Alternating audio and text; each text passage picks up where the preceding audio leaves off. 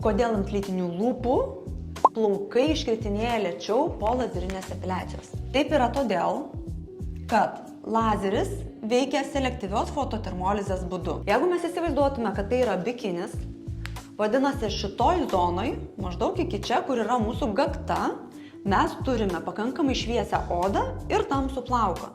Dėl to čia mes turime gan gerus parametrus, kurie įtakoja greitesnį plaukų iškritimą. Apačioje, kur yra mūsų lytinės lūpos, taip pat ir išangėje, mes turime tamsesnę pačią odą. Ir būtent dėl to šitoj vietoj žmogui ir labiau skauda, ir rezultatas būna prastesnis. Šitoj vietoj žmogus sako, auč, man skauda. Ką tai reiškia meistrui? Kad jisai žemina džiaulius ir didina milisekundžių kiekį. Ko pasėkoje efektyvumas krenta tam, kad žmogus galėtų atlaikyti tą karščio bangą ateinančią.